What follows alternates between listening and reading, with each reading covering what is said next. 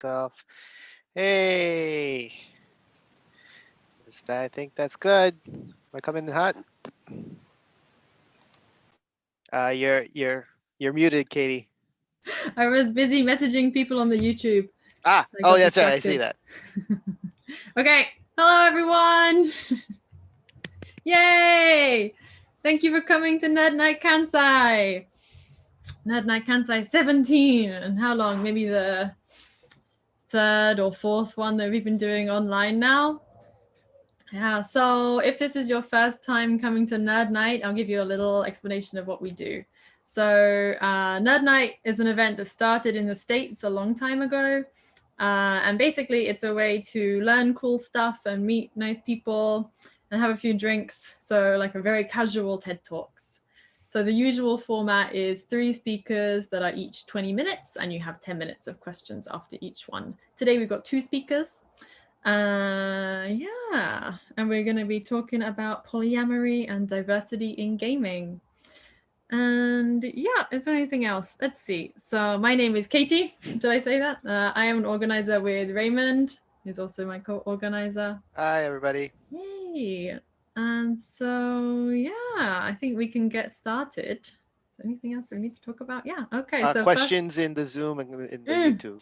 Yes. So if you're in the Zoom chat with us after the talk, you can unmute yourself and ask your questions. If you're in the YouTube, then yeah, please type your questions in the chat box, and we will read them out to the speakers. Okay. So first of all, we have Alyse Sugahara, who's, yeah, very cool. One of the Black Lives Matter organizers, I think, here in Osaka, or does lots of events with that. And she's going to be talking about diversity in gaming. Okay. Thank you very much, Alyse. Let's go. Oh, okay. Hello. Hi. Quick introduction, because I didn't put an introduction on my slides. My name is Alyse. I've been in Japan for 10 years now. And I spent the first 2 years as an English teacher. And from then on, I started working in the gaming industry that exists in small amounts here in Osaka. I started as a game tester, eventually moved into translation. And I have worked at Nintendo for a bit. Oh, there's my cat. I told you he was gonna. Why are you here? What do you want? Say hello. Hi. Now you have to say. What's the cat's name? This is Mr. Bingley. That's such a good cat name. He's such a gentleman. Okay, where was it? What was I saying? Yes, I worked at Nintendo for a bit. I've worked at Platinum Games for a little bit. And then I worked at Digital Hearts, which is a Japanese company, all doing game testing and translation. I don't have many game credits because they don't like crediting translators. But the one that I'm most proud of is probably working in the localization part of Ni no Kuni, the second one. And I will do this introduction one more time in Japanese. こんばんは。アリースと申します。よろしくお願いします。10年間ぐらい日本に住んでおりまして、最初は英語の先生やったんやけど、その後に7年間ぐらいゲームの業界で働きました。もともとゲームテスターで、その後翻訳者として会社勤めましたが、今は現在フリーランスで頑張ってます。ほとんどなんかトラブル業界の相談みたいななったん。急にそういう仕事入りましたんで、これからそれも頑張っていきたいと思います。よろしくお願いします。Okay, so now we're going to get into the presentation, which is about diversity in gaming, but specifically about the lack of diversity in Japanese games. Can you guys see it? We're good? Okay, thank you. All right, so first, before we even get started on that, there is something you have to understand about Japan. It's a very homogenous place. Maybe you already know that. As a result, I feel like it's a little bit difficult for people to consider diversity in the same way that we consider diversity. And as people coming from multicultural countries, when we think of diversity, we think of a range of skin tones, nationalities, or ethnicities. But in Japan, diversity could just, really just be a range of hair colors, maybe a few skin tones different, but they don't really consider ethnicity when it comes to diversity, right? As long as the color is a little bit different, it's a difference, so it counts, right? So we're going to just be exploring what is there, maybe what isn't there, what could be there in the future. You know, it'll be a very casual talk. I'm not trying to hate on anybody's games. I still play games. I still play all the games, but I'm just, you know, like to see a little bit, just a splash more color in there. So first, we're going to talk about diversity in games and why we need it. There has been some research. The research is still new about the effect that gaming, seeing yourself in games, seeing other races in games, and how that affects the way you treat these people in real life. In real life, there is an effect. And it's been recorded. The research that I have in my presentation today is actually from a more recent study from 2014. It was done in the US, so they used white gamers and they had them play as a white avatar and a black avatar. And then they judged how they reacted to pictures of black and white people after playing the game for a period of time. And the study found that people that played, so they had nonviolent and violent objectives to achieve in the game. And the study found that people that had violent objectives and they completed this violent objective with a black character tended to have more negative attitudes associated with black people after playing that game, where those attitudes were not present after playing as a white avatar. And of course, they don't know why this happens, but it's something that they've just noticed. And as a result, they think that, you know, games just have to try to, it's probably a result of just people playing more often as heroes that are white. So we naturally assume white with goodness, where there aren't as many black heroes. So the association is just not as strong as a result. I'll do that one more time in Japanese as best as I could, as best as I can. I keep forgetting I have to do it twice. Okay. 日本語モードに帰ります。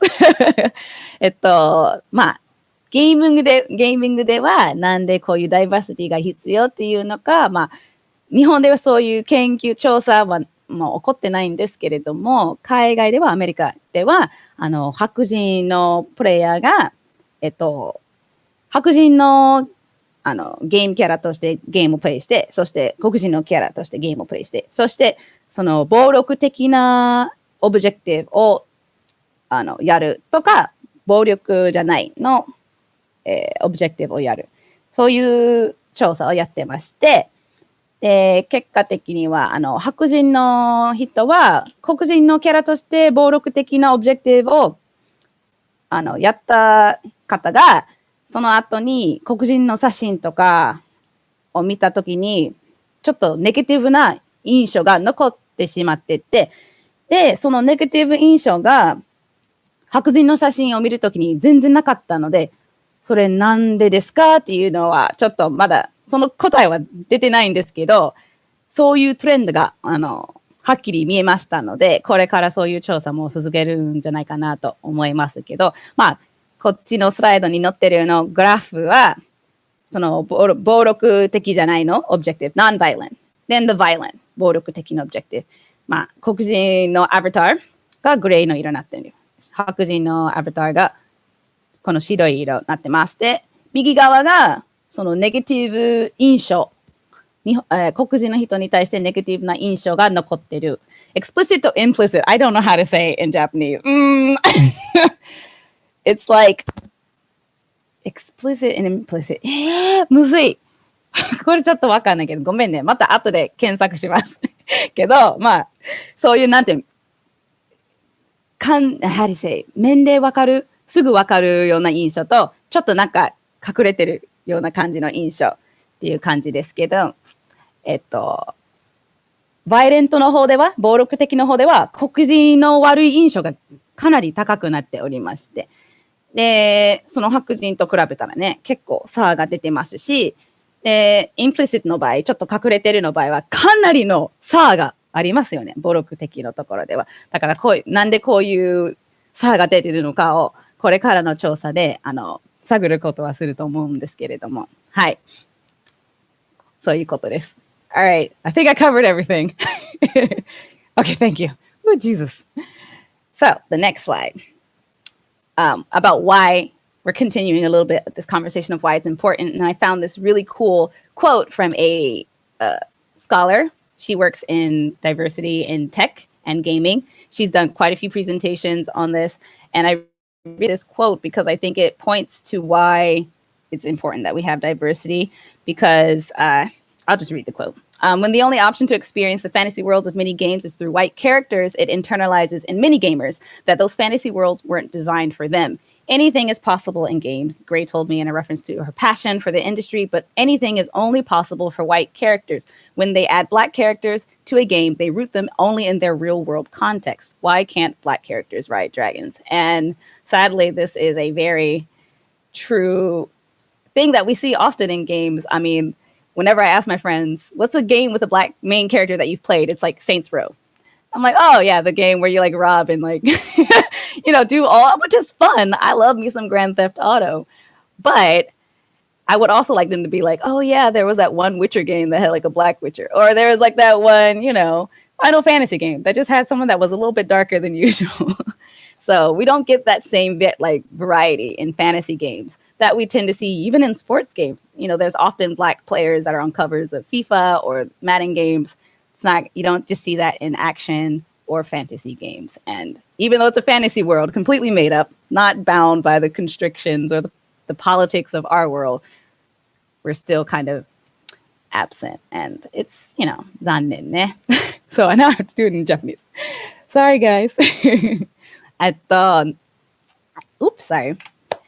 このコート全部、訳しないんですけれども、こういうダイバーシティに関するのリサーチャー、アメリカに活用してますの、研究者が、なんでこういうファンタジーのゲームでは、白人が何でもかんでもになることができるなのに、黒人のプレイヤーは大体、この世界、私たちに住んでるの、現実と大体同じような、ステレオタイプがそのまま続くのかっていうのを、質問を出しているので、確かによう考えたら、ファンタジーの世界では、もう何でもできる。色も関係なく、国っていうものも、今の世界と全然違う。やのに、黒人と、肌ちょっと黒いのキャラが、同じようなヒーローとしてとか、そういう素敵な、ファンタスティックな表現としてあんまり現れないのかはなぜだろうっていうの質問なんですけれども、確かによう考えたら別にファンタジーの世界では何でもできるはずやのにねっていう話です。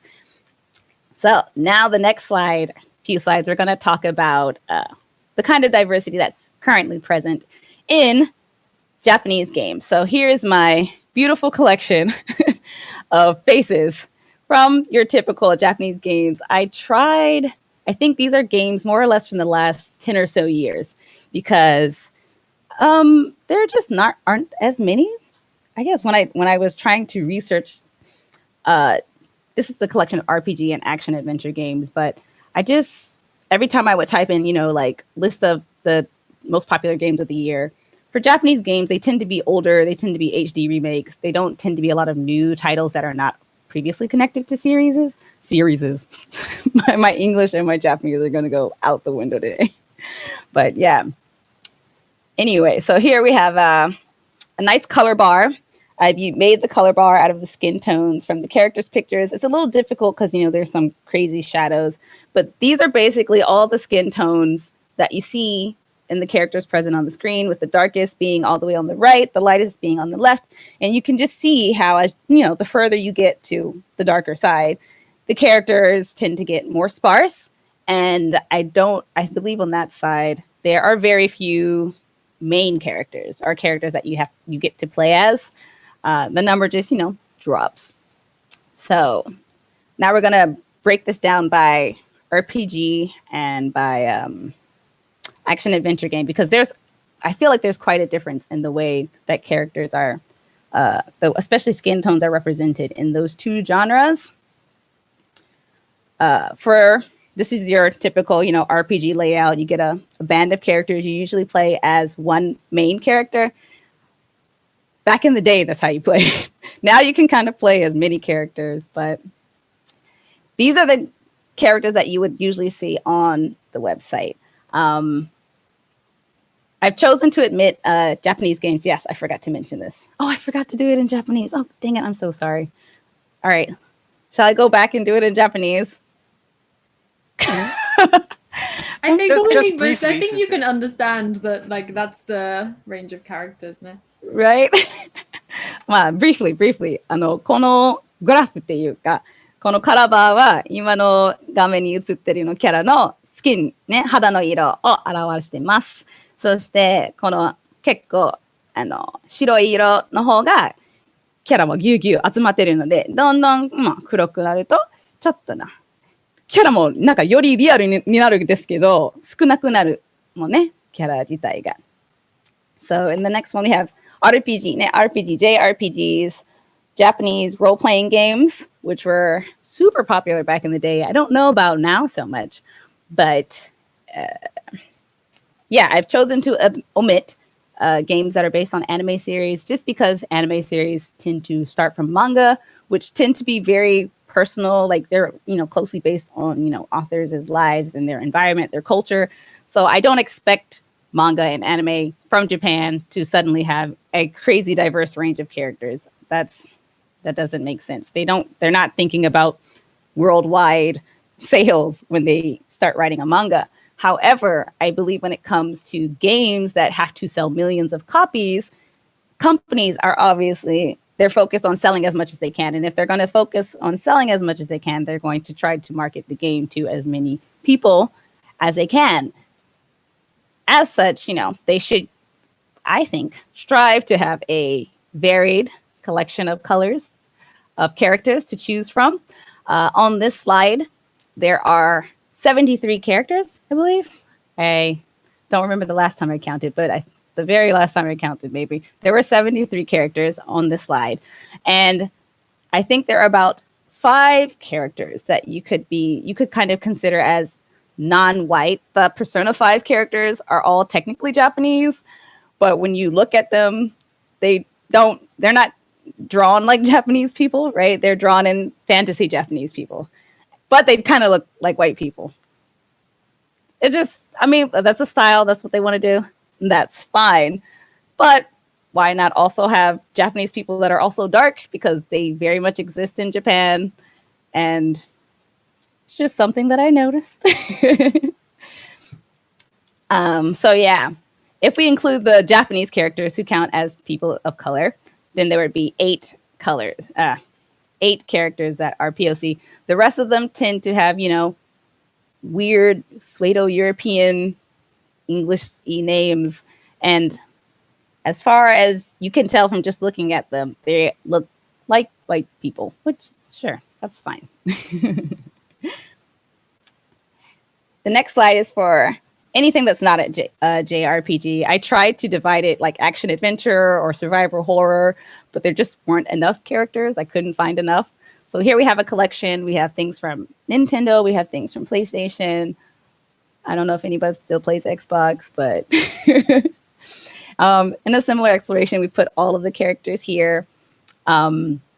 I think in action games, it's not as uncommon to have a brown character thrown in there as some kind of side character that talks occasionally. There are more women, I feel like, especially women that you can play as the main character. I feel like in these games, there's a bit more of that going on. But for the most part, all of the male characters, all of the lead characters, except for Yakuza, which is obviously a Japanese game, they are kind of like these rough-looking, middle-aged white men, which is a common player one choice for games. On this page, there are 52 characters, and I counted only about 4 that had any kind of real noticeable melanin. There's a black dude from Metal Gear Solid, Kevin. There's the 2 Splatoon kids that are brown enough to count. Actually, no, there's the girl from Resident Evil 5, who is South African, but she looks the same color as Chris, but they're not. But that's what happens when you put too many filters on your gaming covers. And then there's a small little black boy in the Wonderful 101. But everyone else, there are a lot of Japanese characters. I feel like there are way more Japanese characters. But there's also just not as many characters because action adventure games don't have the same kind of character roster that you would get from a JRPG where you just have tons of people everywhere, right? So, okay, in Japanese, I forgot.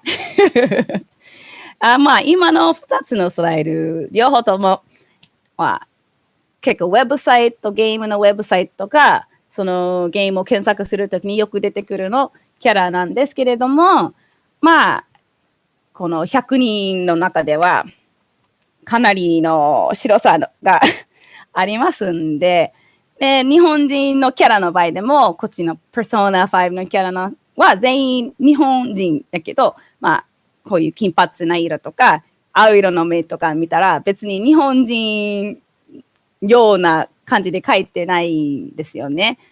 でも、みんなも同じ、すごい白いなお肌で描いておりまして、で、まあ、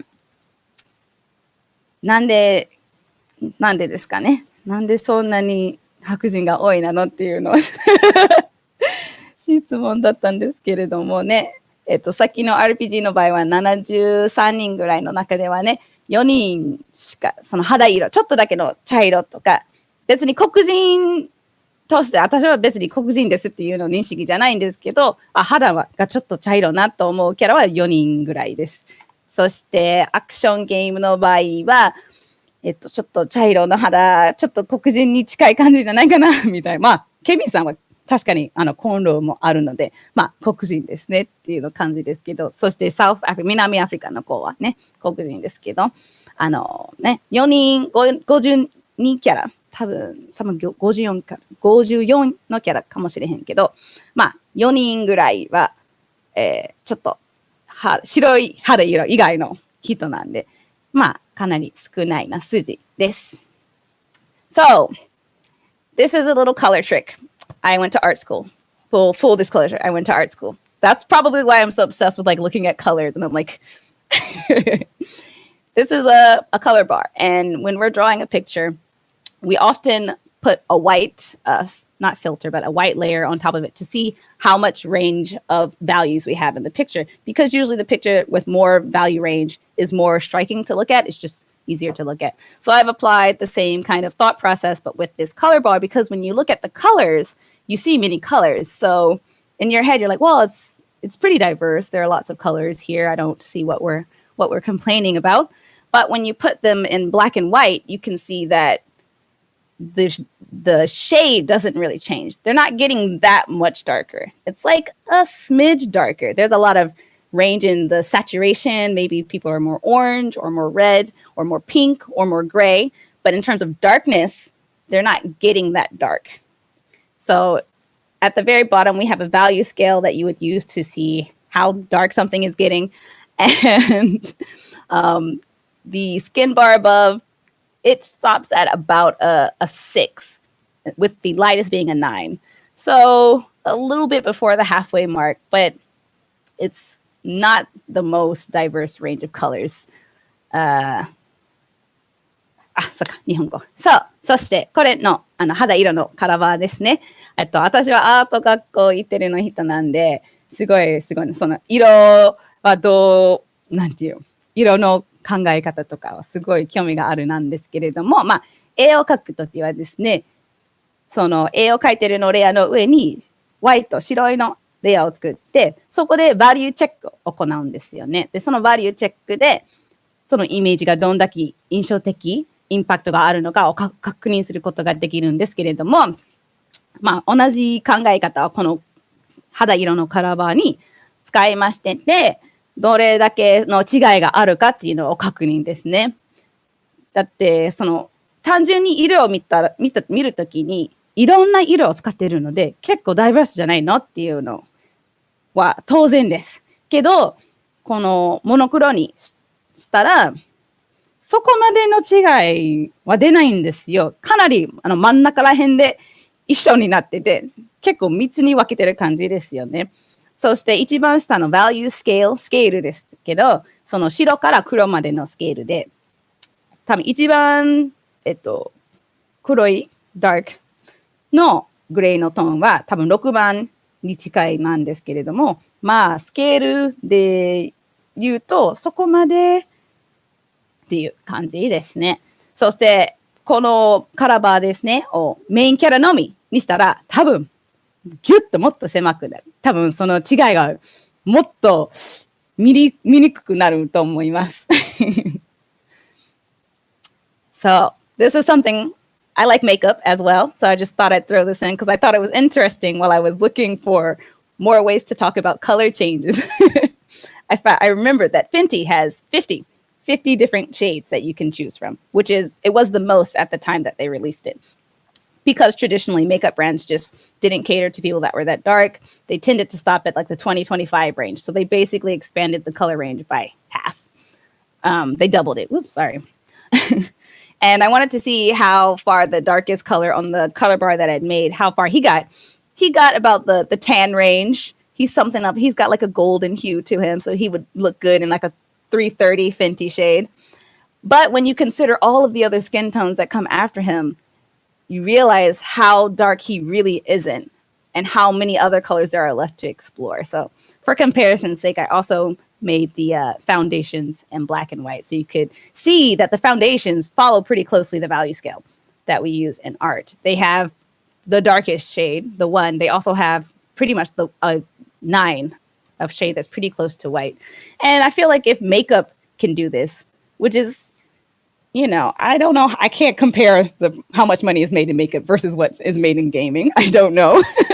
But if makeup companies can do it, surely the designer can flick just flick their color, just slide it a little bit to the left and just give me a little bit more to work with. It would be appreciated. So ね、これはどう見てもコスメですね。なんでコスメを出してるというか、ちょっとその色はどれだけ黒くなっているというのをもうちょっとわかりやすくするためですね。このブランドは50種類のファンデーションを販売しておりまして、でこのキャラ、そのカラーバーの時の一番、黒いのキャラなんですけど、だいたい真ん中らへんぐらいまでいてるんですね。そこまで黒くないけど、結構いろんな肌色もまだまだ触ってないところもあるので、ぜひこれからのゲームメーカーさんもいろんな肌色を挑戦してみてみたいなと思ってて、こういうスタイルも出しました。Okay, next one. So now we're going to talk about some of the more cringy representations of POC that we've had in gaming. They do exist in Japanese games. They don't always exist in the best light. For men, they tend to look very muscular. They have lots of robot arms. I don't know what that's about. But they're always, kind of hyper masculine, right? And for the women, I don't know why, but they're always wearing bikini tops or they always got their boobs out. And I mean, that's fine. The cosplayers make it look great. I love those cosplayers that do those costumes. But I don't have any of those body parts. So I just be like, I can't do none of that. No, but seriously, it would just be nice to see variety in the representations of POCs that are shown in games, right? We've seen these for the last 20 years.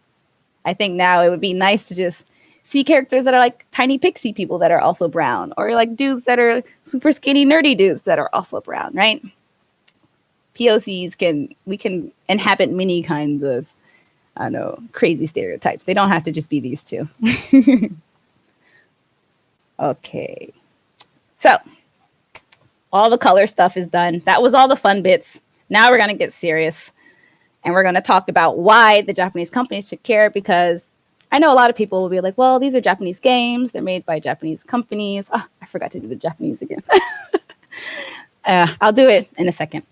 Yeah, these are Japanese games made by Japanese companies. Their market is Japan. So why should they care? They should care because their market isn't just Japan. Obviously, they're making money worldwide. And if they want to compete on a world stage, the world stage of gaming, I feel like Japanese companies should be held to the same standards that American companies or European companies are held to as well. And we often criticize those companies when they have problematic representations of POCs in games, or they just don't have any. We're very vocal about it when it comes to these companies. But for some reason, when it comes to Japanese companies, it's very easy for people to give them a pass and be like, well, they're Japanese, so they don't get it. They get it. They know. we should definitely start talking about it a little bit more. But before we go there, let me do a little quick Japanese translation of the previous one. こっちのスライドですね。ちょっと現在の日本のゲームの中に出てくるの、黒人っていうか、まあ肌がちょっと、POC の言葉はまだ日本語であんまり存在しない感じなんですけど、まあとりあえず黒人として黒人使おうか。まあ大体の黒人の男性の場合はすごいムキムキでパワフルなキャラがほとんどですね。でまあみんながそれ見てこれ悪くないでしょって言うと思うけど、でまあ確かに悪くはないけど、歴史を振り返ってみるとね、歴史を考えると、こういうパワフルなイメージは黒人の男性にもうすごいなんてまあステレオタイプですね。そしてあまり良くないステレオタイプ。こういうステレオタイプがあるから警察からの攻撃を受けたりとかしてて、そういう問題もあるから、こういう表現は別にたまにはいいけど、いろんな体型とか特徴とかを作ればよりいいんじゃないかなとも私も思ってるし、他の黒人のプレイヤーもそう思うし、まあ女性の場合はすごいセクシー、みんなすごいいいスタイルですよ。すごいいいスタイルですけど、やっぱり他のタイプも見たいなと思うですね。OK。そしてなんで日本の会社がこういうダイバーシティを考えたらいいのなんでなんで考えなあかんのっていう話ね、これからします。Alyse, we're at 20 minutes now, so and maybe just do like a summary of some of the stuff a little bit faster. Let's see. なんでだろう。Well, I think the most important Japanese companies to know is that a lot of POCs play video games, maybe more than they think, more than I thought, actually, when I read this article. It's from 2015. It's Pew Research, and it's only for teens in the US, but it showed that more Hispanic and Black teens played video games than white teens, and that white teens viewed video games as more of a waste of time. So obviously this is still a small sample group, but I'm sure if we were to expand the number of people, maybe the trends would be very similar, and it would be worth considering that if the market that's most enthusiastic about games, that being Black and Hispanic kids, if they spend the most time with it, that maybe if we started tailoring more games to this group, they would also buy more. And I will talk about purchasing things in a second. なんで日本の会社がこれを考えないといけないというか、まあ、この調査では2015年の調査で、10代の子を調査したところで、黒人とラテン系の場合は結構ゲームやってる子が多かったんで、そしてゲームは無駄な時間使いって思う子が白人の方が多かったです。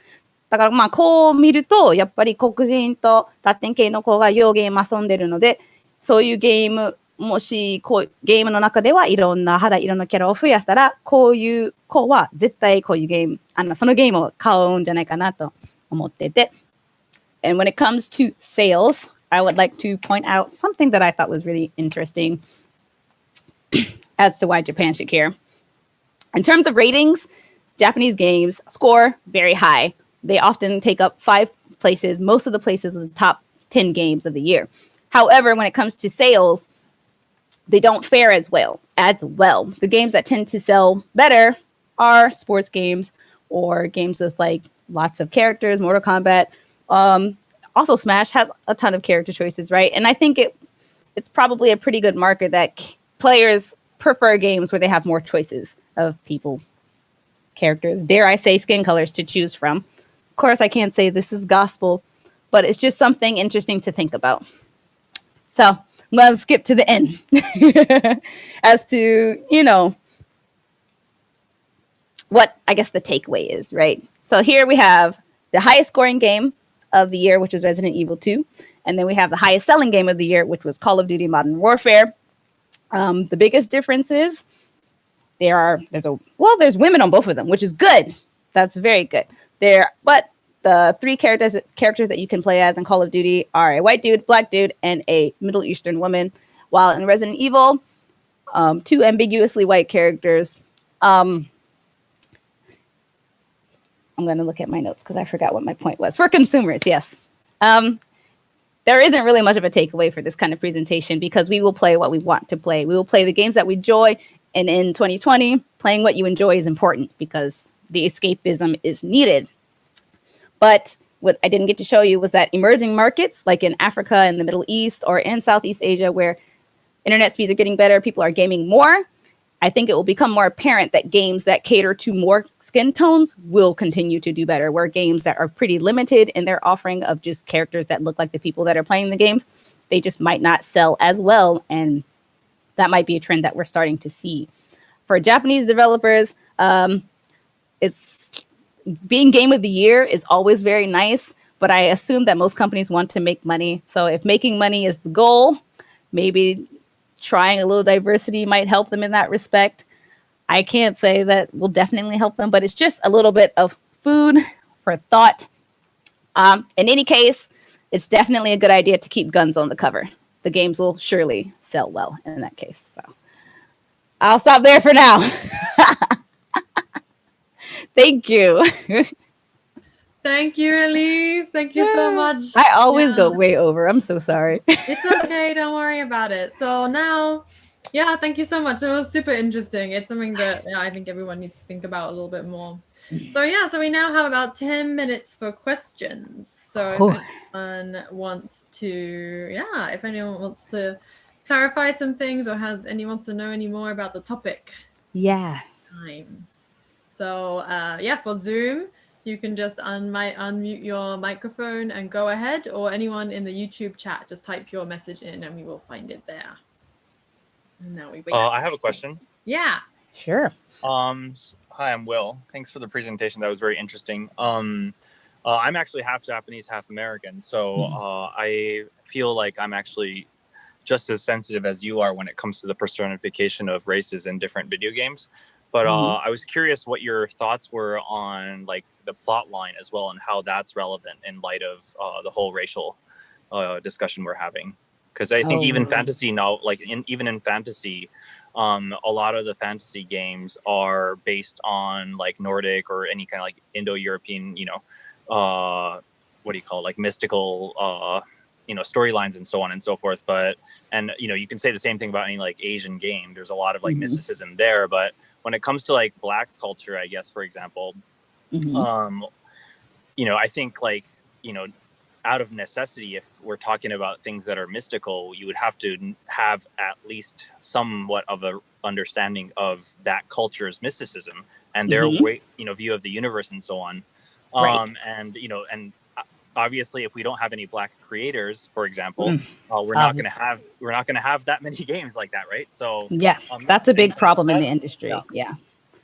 I think you're equating fantasy, and you're saying that because it's based on reality, it has to follow, I guess, the rules of reality. But if the game is fantasy, even if it's based on European things, there's no reason for there to not be a variety of colors in it. Also, Black people have been in Europe for thousands of years. So they're very present in European work. So I don't see it as a thing where you have to use African spirituality in order to have fantasy games with people of color. Of course, when it comes to especially like Asian games that are like, oh, this is like, you can tell like it's based on Asian mythology, then it's going to be a little bit difficult to insert the diversity in there. But if the game is supposed to be fantasy, like for example, Zelda, it's a place that is not really, it has castles, so I guess that's European, but its mythology is not based on anything in our world. People could be blue, and I think everyone would still want to be Link, right? Right. So, I think it depends on the type of fantasy you're really referring to, but it kind of just made me wonder because, like, if the majority, like, if we're talking about something like Zelda, for example, we're talking about like elves and fairies, basically, and taking place in somewhat of a mystical world. But it kind of made me wonder, well, what would a game where like Asians or Europeans or whites were the minority. And it's like a predominantly like black game, for example. It takes place in I don't even know where, like, you know, sub-Saharan Africa or something, where you know the tigers, or I don't even know, like the lions have mutated or some shit like that. Oh dear, we're getting into like stereotype territory. No, totally. I know. That's what I'm saying though. It's basically the lack of these games gives it. I feel like because of the frame of reference not being from the perspective of what we would consider people of color. Yeah, people of color. I feel like, you know, because the creators are out of their own perception, they're not going to have that perspective. It makes it different, you know. So I was just curious, like, what your thoughts on that were as well. We definitely just have to make the industry more diverse, which is a conversation, you know, we've been having for years. Right. Because I think when you have more people, you just get more ideas. When you work with the same kind of people for like the last 20 years, things get recycled, things get reused. We've seen it before. Like whenever, I hate to say it, like when I see new games come out and I see the rugged middle-aged white man, I'm like, I've seen this game before. I've played it before. I'll play it if it's good. Something I've played before, But I think, when you don't have the people in the office to offer the ideas, no one's going to really think about it. Yeah. And I mean, have you looked at, I mean, we were talking about mainly Japanese games, but I would imagine that, you know, if it's like a US game, for example, like Japanese or Asians would be actually a minority with regards to, in relation to I don't know, like when you look at the racial diversity of the United States, it's, you know, it's you got whites, and then I think it's the I'm not sure what the Latinos. It's Hispanic. Is it Hispanic? Okay, yeah. But I mean, it kind of they're more. Wonder, there's more. Yeah, it kind of made me wonder. Well, you know, it depends on the country it's made too, right? Because like I'm a minority here in Japan, so I wouldn't expect, you know, but like a lot of the characters you said look, they're very European, or you know, they have white traits. I guess so, they don't look like Japanese people necessarily, even though they're all Japanese games. Exactly. So I think it's just we have to start. Yeah.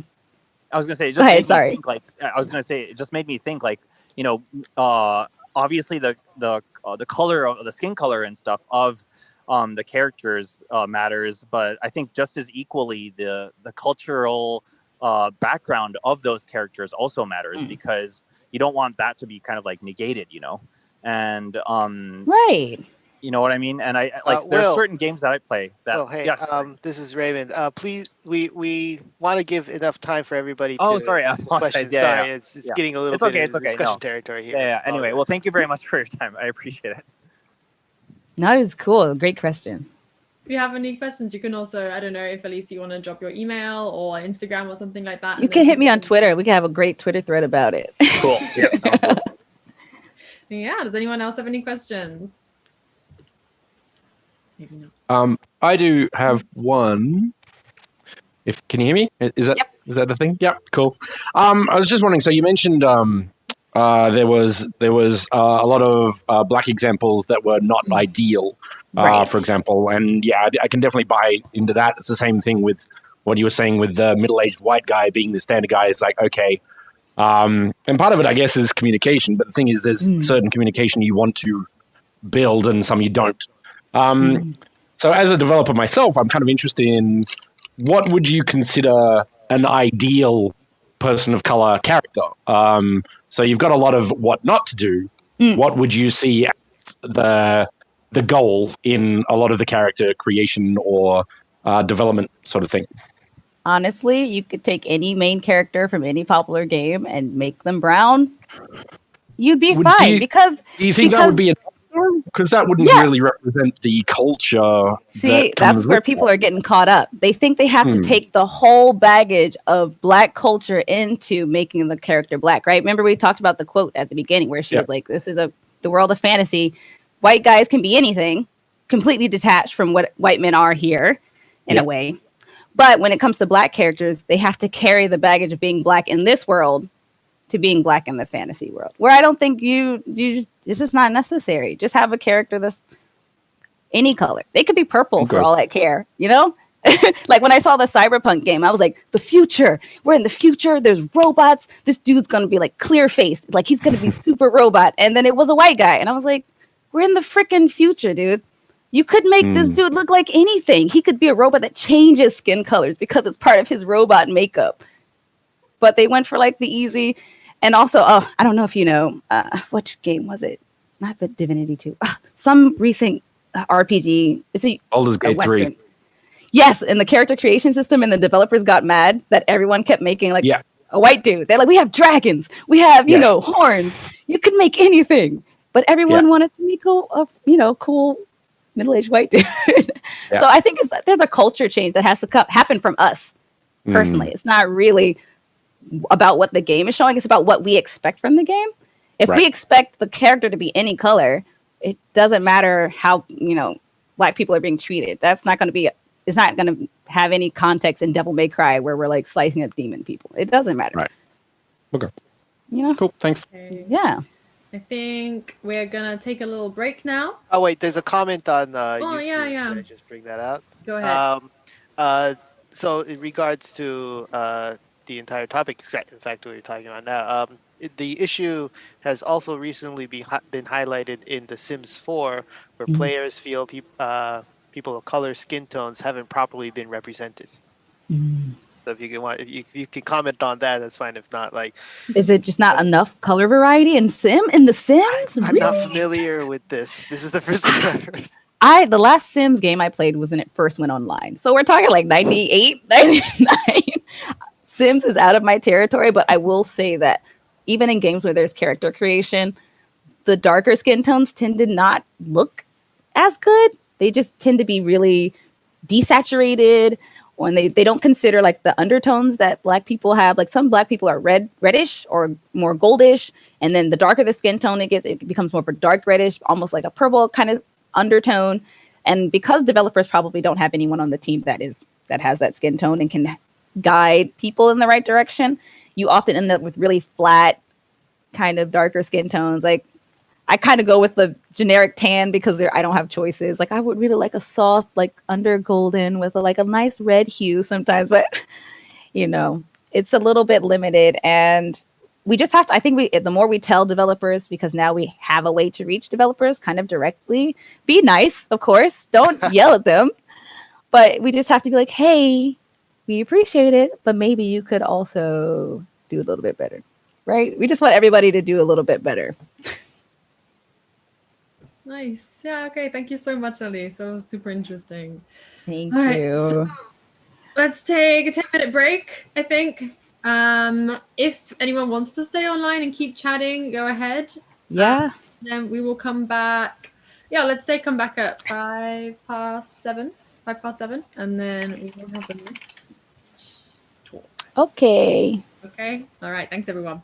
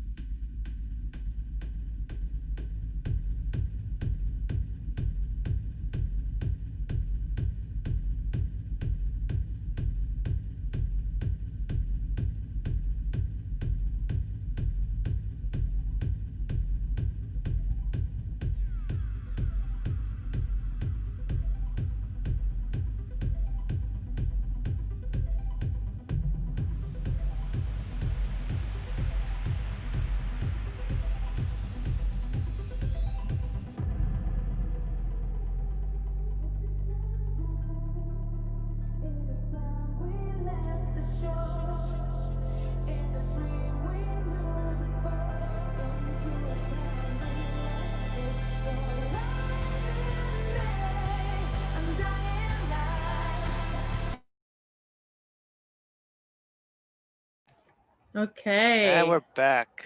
Hello, everyone. I hope Gotta you're turn well off my music. rested. Yeah, since I decided to make some popcorn of my own, so Oh, it's a good idea. I'm gonna go get some from the konbini when we're finished. All the big bags.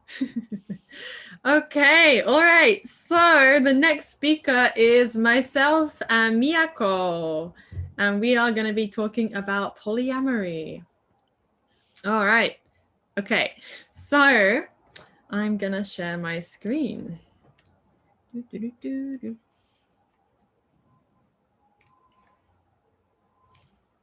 All right. Is that good? Okay. it's good, except for the sirens behind you. Let me spotlight That's you here. you know, I live in the center of Amamura, so there's gonna be some sirens. If you're really lucky, there's gonna be this one that goes doo doo doo doo doo doo occasionally. So we'll do the best we can. Okay, so yeah, our presentation. We're gonna do our best to speak in English and Japanese. My Japanese is not very good, so we'll see how it goes. And also, this is probably going to be about half an hour because 2 people and 2 languages is too much to fit in 20 minutes, I've realized. じゃあ、私たちのスピーチを始めましょう。ポリアモリー、愛の新しい形です。じゃあ、私は日本語は全然、なんか緊張して、なんか間違えたら、なんかごめんなさい。もうこれから、始めましょう。Okay, so Miyako, would you like to introduce yourself? Okay, hi, I'm Miyako. So I realized that I got to know the word polyamory 2 years ago, and I started to, and 1 year ago, I started to declare myself polyamorous publicly. And I live in Tokyo. I write a blog and make a YouTube videos about polyamory. So I teach English, and I do the rest stuff. Thank you. Okay, yeah. 日本語でも言う。みやこです。2年前にポリアモリっていう言葉を発見して、1年ぐらい前に、公に自分がポリアモリであることを、発表っていうか公開しました。で、東京に住んでいて、ブログを書いたり、ポリアモリについてブログを書いたり、YouTube 作ったりしてます。英語の先生とかもやってます。That's all. Okay, so my name's Katie. I live in Osaka as an English teacher. I discovered at the same time that I'm polyamorous and also that I'm pansexual about 2 or 3 years ago. And since then, I've just been trying to learn as much as I can about it. I read loads of books and all things like that. 私はケイティです。大阪で英語の先生します。2年前ぐらい、ちょっと同時にポリアモリーと同性愛者、バイセクションのことを気づいて、その時からすごいなんか興味深くて、できるだけ習っています。Okay, so polyamory is getting more and more popular, so you may or may not have heard the word. There are even some movies and some TV series being produced these days, as well as some books. So yeah, ポリアモリーは聞いたことあるかどうかわかんないんですけど、最近はすごい人気になっています。広がっています。特にちょっと欧米ではね。じゃあ、ちょっと習いましょう。ポリアモリーについて。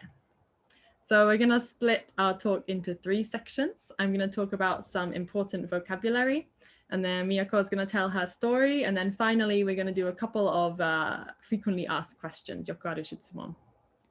Okay, so firstly, I'm going to talk about some vocab because there is a lot of new words that haven't really existed in English so well before. So we're going to talk about some of that. Okay, so let's start with monogamy. This is like the basic, everybody knows monogamy. This is originally meant marriage, but now we use it for dating as well, right? When 2 people make a commitment not to have sexual or emotional connections with anyone else at that time. じゃあ、monogamy ということは、一般的なカップルの形。もともとは結婚のこと、一夫一夫制ですけど、今はそれだけじゃなくて恋人の話も含まれています。So then we have ethical non-monogamy and polyamory. So these two things, it really depends on the person. For some people, they're the same. Sometimes they have a different definition. So I'm going to try my best to talk about them, but it really does depend on the person. So let's start with ethical non-monogamy. So ethical non-monogamy, basically, if you look at the word, it means everything that isn't monogamy, right? That is ethical. So, but usually it means one main romantic relationship, but then some other casual or sexual relationships. So in English, we often say like open relationship, right? So they might have dates with other people, they might have sex with other people, just in their everyday life, or maybe when traveling, or a long distance relationship. Or it could be, it's also quite a nice structure to use if you have like a mismatched sex drive. So maybe one person wants more sex than the other, or maybe one person is demisexual or asexual, then their partner can still fulfill that need somewhere else. And then we have polyamory. And if you look at this word, it means many loves, right? So this one really emphasizes multiple loving relationships. And there's a lot of different ways that we can be polyamorous. So for me, I practice like an open style, I suppose. So I might have multiple boyfriends or girlfriends or partners, and also have some more casual connections. You can also have like closed polyamory, which is like a triad or a quad, where 3 or 4 people date each other, but it's closed. They don't date anyone else, kind of similar style to monogamy. And these groups may live together, they may raise children together, and it also doesn't have to include sex. You could also have an asexual polyamorous person who has multiple boyfriends, girlfriends, partners, and they don't have to involve any sex. じゃあ、エシコノンモノガミとポリアモリーの言葉は、人によって定義はちょっと変わるんで、たまにまあ同じの定義もあるんですけど、大体エシコ、倫理的なノンモノガミと考えたら、一つのメインの恋愛関係を持ちつつ、他の人とも性的なつながりを持つこと。で、例えば、ちょっとオープンリレーションシップの風、例えば、上京したり、別の国に住んだり、その状況とか、それか、欲求がちょっと合わないとき、例えばなんかエイセクシュアル、なんかセックスはそんなに興味ない人だったら、まあ、その人の、相手がちょっと他のところで満足できる。じゃあ、ポリアモリーは、まあ、一つのメインじゃなくて、その単語見たら複数の愛のことだよね。だから愛は強調します。で同時に、まあ、彼氏、彼女、相手が2人、3人とかあったり、その状態です。で、そんな人々は、まあ、一緒に住んだり、子供を育ったり、まあ、こっちも性的な関係はまあまあ必要ないんだよね。だからセックスは興味ない人はなんか2人の彼氏、2人の彼女とかも大丈夫です。Okay, so next, this is a very common misconception. It's about polygamy and polyamory.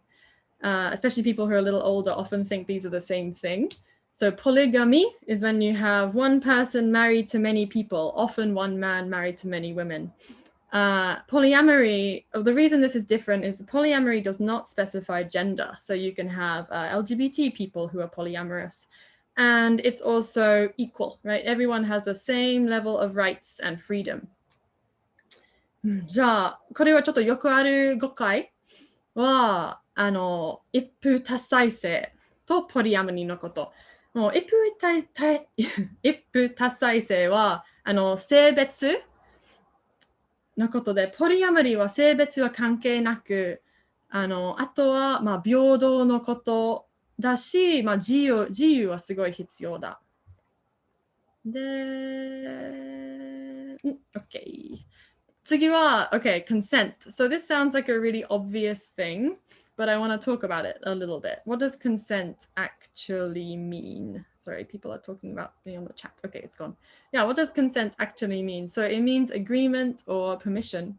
And we often hear it talking about sex, like you must have consent to have sex with someone, but we can apply it to all kinds of situations. So if we think about a relationship, when you start a relationship with someone, you consent to that relationship, right? And in order to do that, you have to have all of the relevant information about that person. But cheating involves concealing information, right? You're lying, you're hiding something. So cheating takes away a partner's right to consent to that relationship. Okay? So this is why cheating is not ethical non-monogamy, it is not polyamory, it is completely different. Polyamorous people communicate about all their relationships. We are completely honest. We are very, very good at communication. じゃあ、合意のことだよね。これちょっと話したいんです。合意をするため、関連情報をすべて全部分かることが必要だよね。でも、しかし、浮気や不倫とかは情報を隠すことなので、相手の合意する権利を奪うこと、隣、合意とは言えないだよね。だから、浮気や不倫とかはポリアモリーではない。エシコノモノグミではない。ポリアモリーの人はすごい正直でコミュニケーションをする。なんかすごい大事、すごい上手です。Okay. All right, that is my section finished. So I will now move on to Miyako's story. Miyako no hanashi. All right. Thank you, Katie. It was very easy to understand. So this is a story of me practicing monogamy and transform it into practicing polyamory. この話は私が、一般的なモノガミ恋愛をしてた時からポリアモリ恋愛をするようになった、変化についてお話します。Let's go next. Right.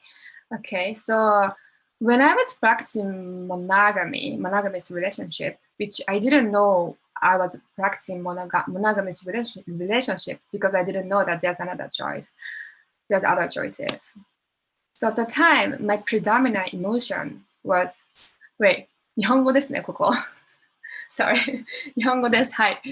私がモノガミ恋愛をしていたとき、モノガミ恋愛っていう言葉も知らなくて、普通の恋愛だと思ってたとき、その時は普通の恋愛だと思ってて、1対1の私にはあなただけ、あなたには私だけっていう恋愛をした時の主な感情はプレッシャーでした。自分に対しても相手に対してもプレッシャーを与えていました。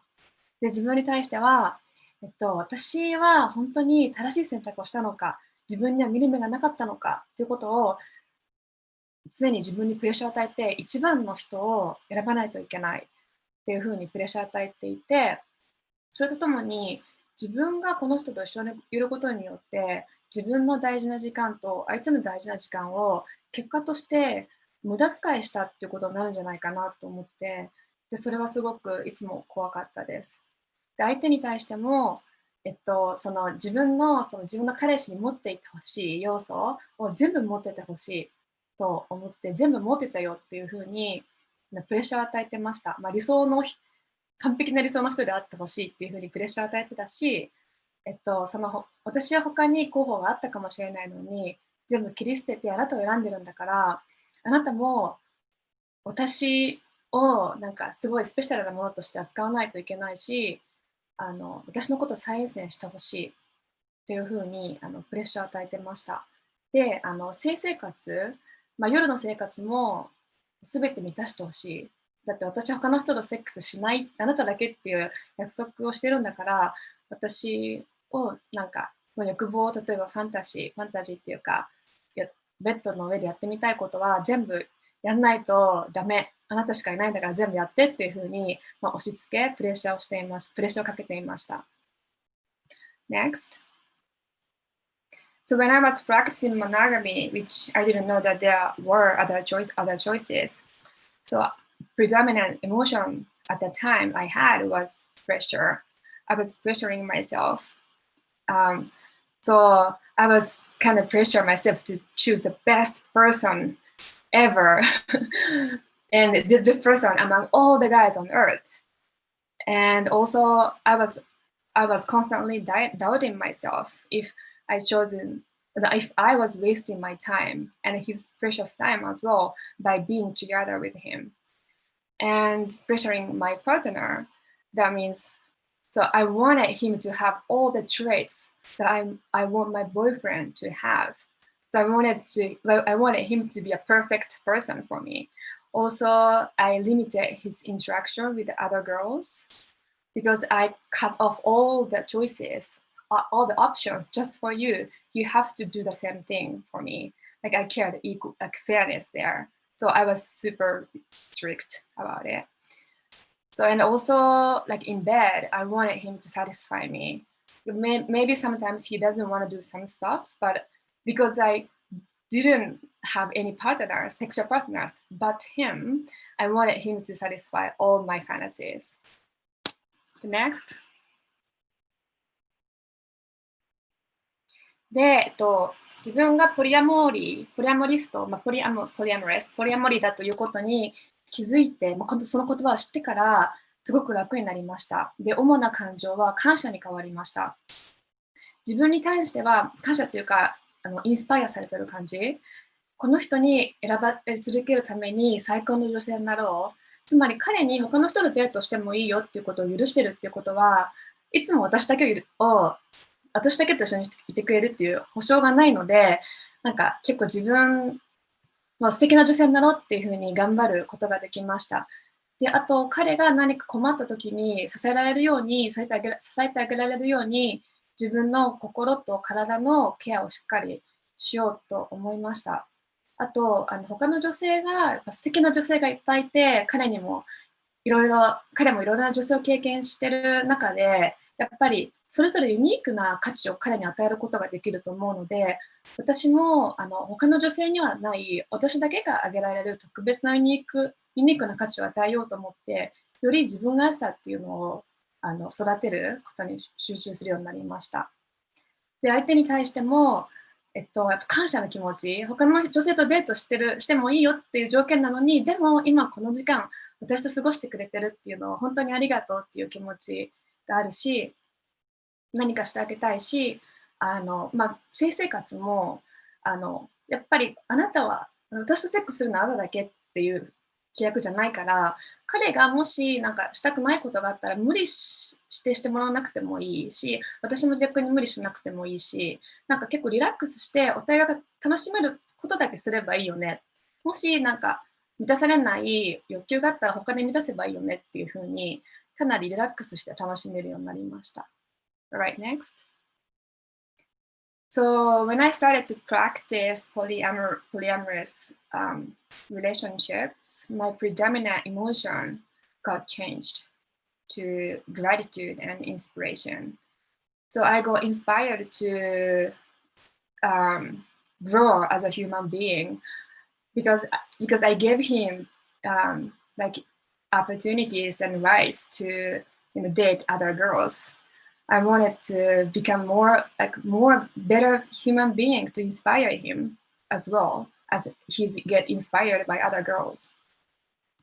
And yeah, I started to focus on my own well-being. Also, uniqueness. I know that there are so many amazing women out there. They have amazing, unique qualities, unique values that they can offer him.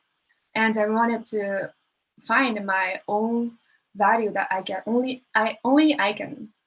offer him. So yeah, to my boyfriend, to my partner, so I started to appreciate his time even more because he can spend with other women, but he chose to spend with me, and naturally the gratitude comes. And yeah, I want to support him. Also, there's no sexual pressure anymore because if he doesn't enjoy some activities in bed with me, I can ask some other people. So I get more chill, and yeah, I just started to enjoy whatever I can enjoy with him, with the person at the time. Right, next. Okay, all right. So now, thank you so much, Miyako. I think it's really interesting to hear like your personal growth All right, so now we're gonna talk about a couple of questions that we get a lot. よくある質問ちょっと話します。So first of all, why are you polyamorous? なんでポリになったの? So for me, this is a really hard question, but I tried to put it in a few words, and I came across this phrase like, I believe in an abundance of love. And they talk about this in The Ethical Slut, which is a really good book that I recommend.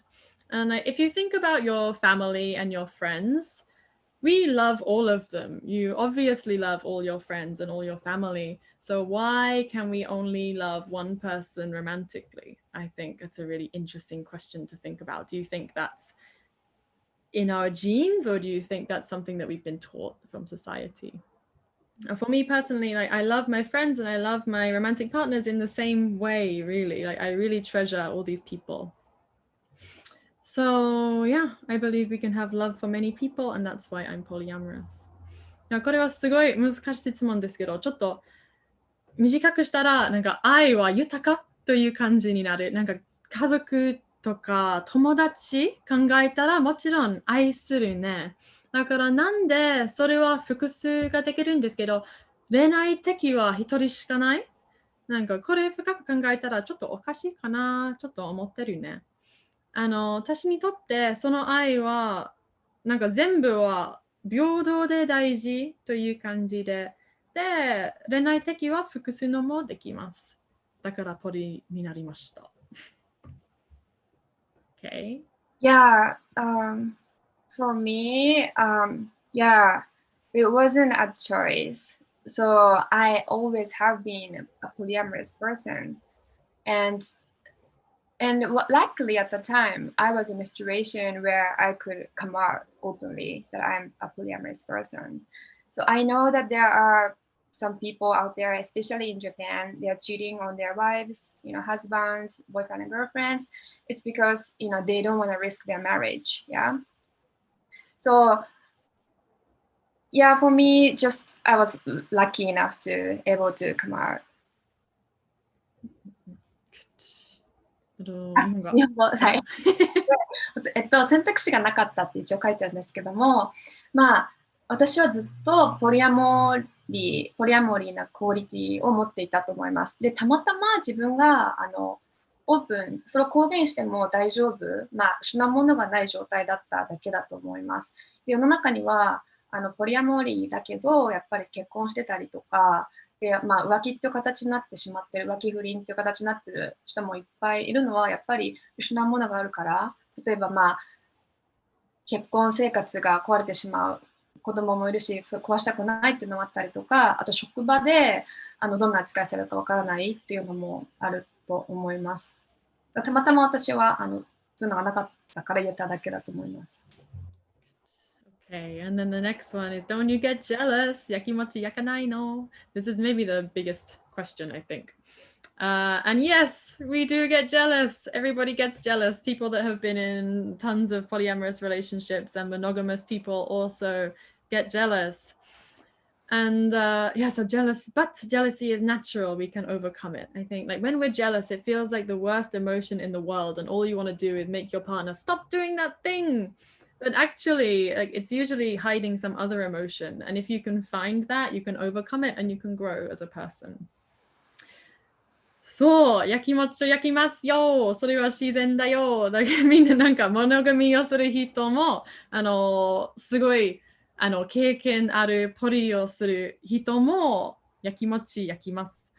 でも、その時、やめて、そのことやめてください。言ったんだけど、なんか、その気持ち、本当の気持ちを見つけたら、克服ができます。それちょっとなんか良くなります。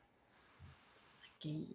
Yeah, me, so have a comparison. So comparison is a polyamorous terminology.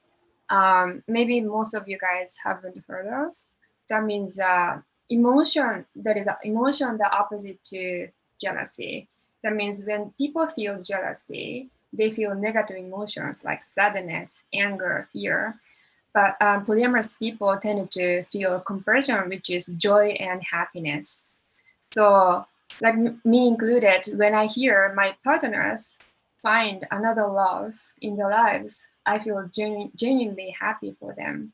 It's like taking their souls as part of my soul, and when the soul feels joy, it's like a ripple on the water. The ripple. I feel the joy as well.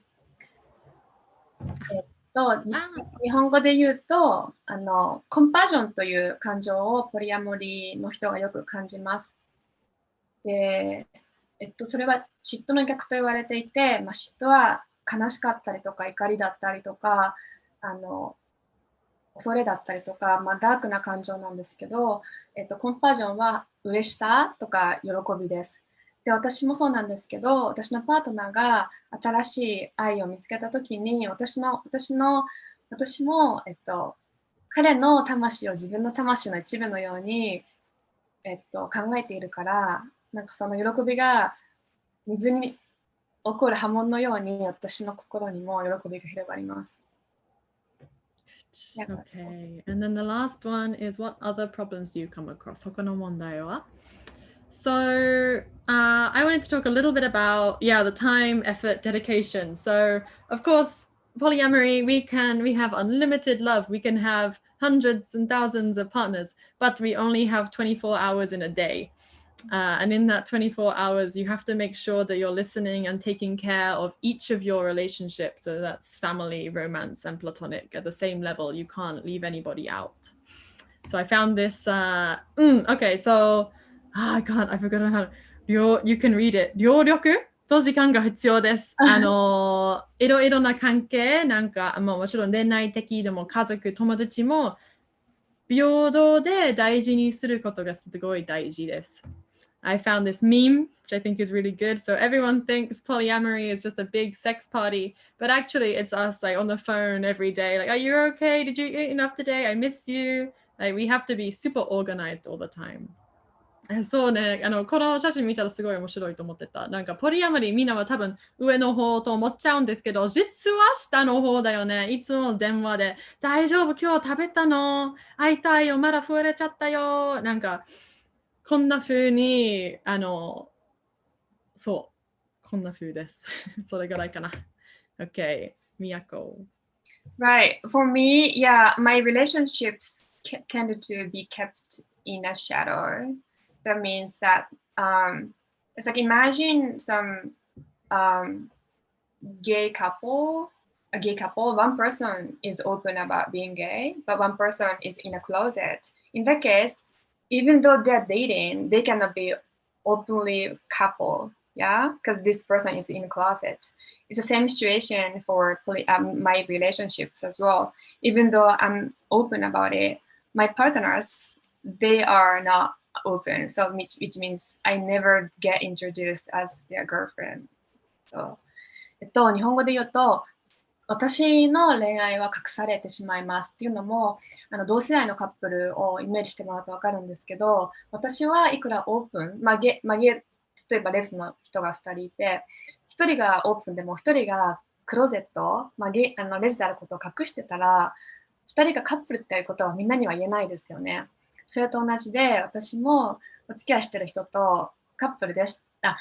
Miyakoは僕の彼女ですっていう風に紹介されることはないですっていうのが、パートナーがみんなクローゼットだから隠してるからです。ポリアモリーであることを隠してるからです。それがちょっと悲しいです。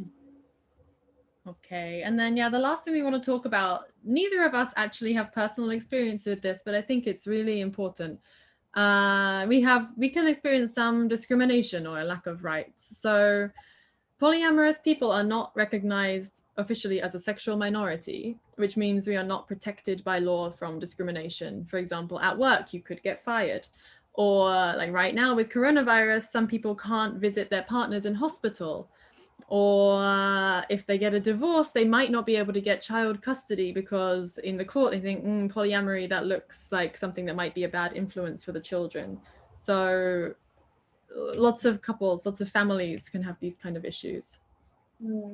で、日本では、個人的にケイティも私も経験はないんですけども、やっぱり法律で守られていないことが問題で、例えば、仕事場で差別されたりとか、子供家族、パートナーが病院に入ってて、病院に病室までお見舞いに行けないとか、もしくはその子供の養育権をもらうときに、裁判でちょっと不利になってしまう。そのポリアモリーのパートナーシップを持ってるっていうのは、やっぱりそういう意味で認められていないです。Yeah, so then, so one thing I wanted to show is actually this year, this July, one city in Massachusetts, Somerville, has started to allow domestic partnerships. So, and I think it was actually because of coronavirus in part anyway. So partnerships of 3 or more now have the same rights or similar rights to married couples, which mean they now have access to healthcare, which is really amazing. Miyako, can you do ちょっと日本語でお願いします。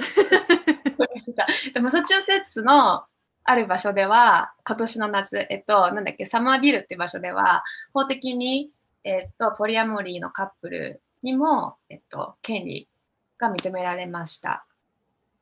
はい。Okay, so yeah, where can I learn more? So these are some different resources. We don't have time to talk about all of them right now. So if you want to check these out later, please send us a message or have a look back at this slide. The one that I recommend is the Ethical Slut. I have it next to me and it is amazing. Okay, and yeah, in conclusion, I just want people to think about the idea of love a little more broadly. So think about the love you have for your friends and your family and your relationships. Are they really 3 different types of love, or can it be something a bit more flexible? とりあえず私はなんか愛のことちょっと深く考えたら私は嬉しい。なんか家族と友達と恋愛的な愛は本当に別ですか？なんかその辺は分かられてますか？それちょっと、考えてください。Miyako.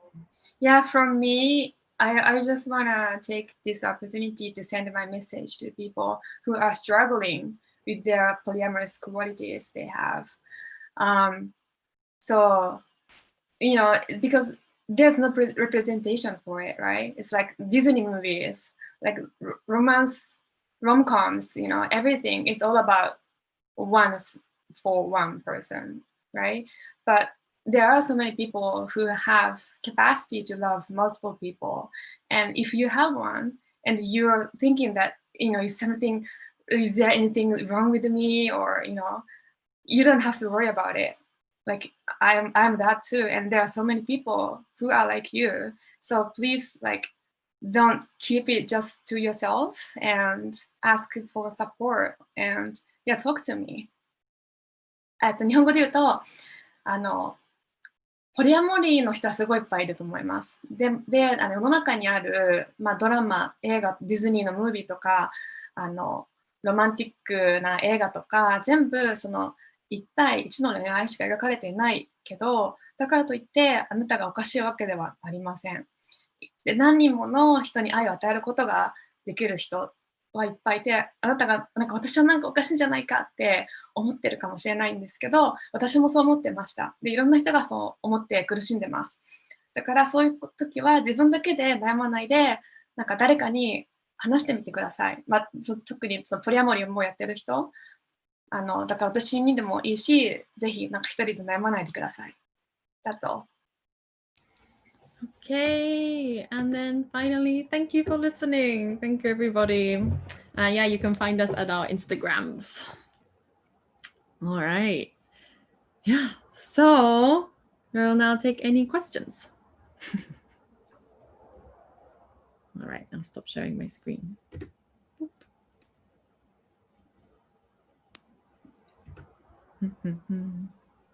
Yeah. Yep, go for it. Great. Francis, go. What's your question?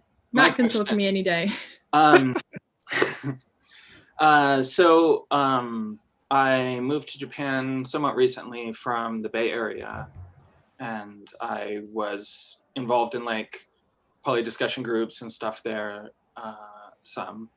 And I've been curious to know if there I guess I've looked online some in Japan, and it seems like there's not very much. So when I stumbled across this, I was very excited. And so, yeah, I guess my question is just, yeah, whether it seems like it's something that is happening in Japan more, or there are groups or stuff like that that might be happening, or I don't know. There is very, very little in Kansai. But Miyako, do you want to talk about in Tokyo, the community there a little bit? Yeah, there are some meetups like in English. I forgot, polyamory meetup in English, and poly lounge in Japanese. Yeah, so there are some events going on, but something that I've noticed was that there aren't many people who show their face and openly saying that they're polyamorous, because it's still, by the society, it's kind of looked like they judge, it's more be judged as a wacky. So yeah. Yeah, you're from the Bay Area, like San Francisco. Oakland. Yeah. I would love to be in a place that's that open. But I'm actually thinking about maybe starting some kind of community here in Kansai, if that's something people would be interested in. Well, I would definitely. Yeah, and one thing I want to mention is that like half of people, usually half of people who attend these events are like, poly-curious people. So they want to get to know, and if they can practice it in this society, they're kind of, curious people. There aren't many people who are actually practicing, as far as I can see. I could see. Okay. Do we have any other questions? I guess there's one, and this is not for Katie, incidentally. But I was wondering what the general view. So I went to San Francisco specifically to see what the community was like there, with some friends I had, and it was great. Definitely more open and common. But from Japan's perspective as a culture, what would you say Japanese people, where do you think they are at in the evolution of accepting polyamory as a standard idea, I guess? That's for Miyako. Evolutionary standpoint? No, as in, so say for example, at every new cultural idea takes time to be normalized in a culture, I guess. Polyamory does seem to be further down the line. So, for example, you have LGBTQ, which is finally sort of taking off and getting a handhold, but polyamory is like even further behind that. In Japanese culture, what would you say? Like, if you asked an average person in Japan, what would they say to polyamory as an idea? Well, first of all, I don't think a lot of people don't know the word. Right. So, and a lot of people, like in Japan, gay marriage is not legalized. Like, there is a legislation that they allow to have the similar rights to marriage couple that is in Shibuya.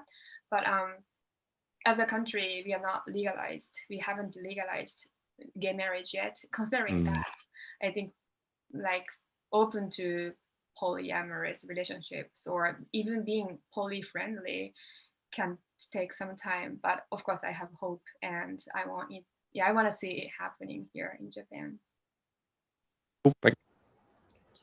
We got one question. William typed a question in the chat box. He said, do you have any insight on reigniting old relationships in light of becoming poly?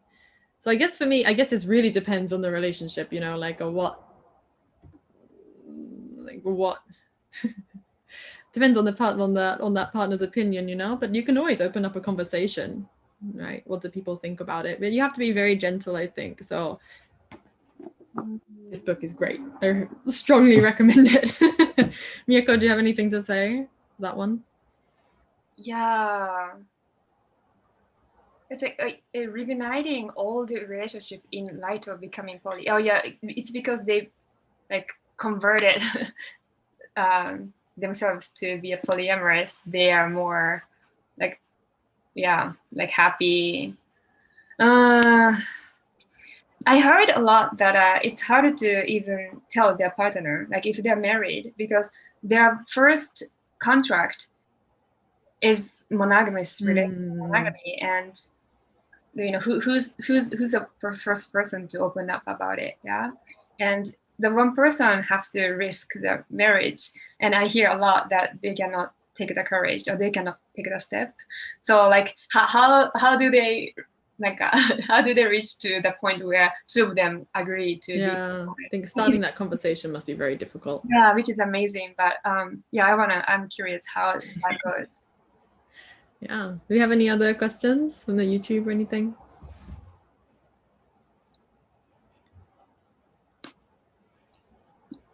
Nothing from the YouTube at the moment. Okay. I wasn't keeping track of how much time it's been since our question time started. Probably one more question. Yeah. If anyone has anything else they want to chat about, otherwise you can always find us on our Instagram things. I do have one question, if that's okay. Yeah. Admittedly, I'm still a little bit confused on designation and how the legal distinction is made. And I was trying to look for that Somerville article that you were talking about as well, so I'll read into that. But you mentioned that polyamory is a sexual minority, and whether or not is that like the general distinction of it, and it's in the same bigger umbrella of non-traditional relationship, male and female, but is it under the LGBT umbrella, or is it something that like is an effect from that? This is a thing that people are currently debating. I believe, and I think I've read some articles that it's not LGBT. It's not the same as LGBT, because LGBT people have been are like violently discriminated against throughout history. It's not the same thing. But if you think about, like, for both Miyako and I, we feel like our hearts are polyamorous. So it's a state of loving multiple people, and it is. And in that way, it's a minority, right? So monogamy is the majority, and in that way, it's a minority. And I think so. Some people, polyamory is like a lifestyle. So it might be something you do for a few years and then you stop. And in that case, it's not. But if it's something that you can't choose, then yeah, I think I'm not explaining myself that well. Miyako, do you have anything you want to add about it? Yeah, it's really hard. It's about perception you have towards love. For me, love and limiting others or putting someone in a cage, it maybe sounds negative. Maybe let's say, if loving someone is equal to respecting their freedom. So that's how I look at love. But other people might have different perspective of love. So yeah, it's hard to say if it's sexual minority. Yeah, because of course you can have straight polyamorous people, of course. So, but yeah, and I guess one thing I think, if like asexual is a sexual minority, someone that's not interested in sex at all, then the opposite of that maybe is polyamory, where we have love for multiple people. Does that make any sense? I've definitely read articles that explain it better, so I can send you something. Oh, that would be a big help. Okay. All right. So if we don't have any other questions, I guess we will finish for today. Yeah. All right. Yeah. Thank you so much, everyone. Thank you for those of you who joined us on the Zoom call and also on the YouTube. Yeah, it was super fun. Thank you so much to Alyse for talking today. I want to do a cheers. Yes, we should do a cheers. Anyone that's on YouTube that we can't see, we're going to have to trust that you're doing a cheers with us. So thank you, everybody. Everybody get a drink. Kanpai. I will cheers with my Quest 2 controller, because that's the best I've got. Drink. Alyse, that's such a good. Is that Baby Groot? You know it is. With your cat. Oh, I love it. Okay. Thanks so much. Oh, Yes, next. bye. Didn't you Yeah. talk about the next one? Raymond, you do it. Oh, okay. Yes. Our next, we do have plans for our next Nerd Night, the last one of 2020, and so hopefully we'll be out of this nightmare. That will be the last time we're out of this nightmare, but who the hell knows? Our next plan is on December 6th. That is another Sunday. From 6 p.m. as usual here on Zoom and on our YouTube. Please check our Facebook, Twitter, website, and Instagram. Are we doing the Instagram now? Maybe. Okay, well, the first three that we mentioned as the best choices. And if you have any more questions or want to get in touch with any of our speakers today, of course, Katie is our organizer. So, come to an event and you'll be able to see her. And if you contact us, we are happy to share any kind of information for our speakers, or I think our speakers here, they should have their information that you've seen in the presentation. Yeah, I think we're most active on Facebook. So if you send us a message on there, that's the fastest way to get to us. Yeah, if you would like to be a speaker, if you have some topic that you think you would like to talk about, please send us a message, because we're always looking for new speakers. We are always looking for new speakers. On like a hunt, looking on the tables. We are. Where are you? Katie and I are scrolling through our contacts, just like sending out emails, trying to say, hey, are you interested? Please say yes. Come join our event. Okay. All right. Thank you so much, everybody. Goodbye. Have a good evening. Thank you. Bye. Bye. Bye.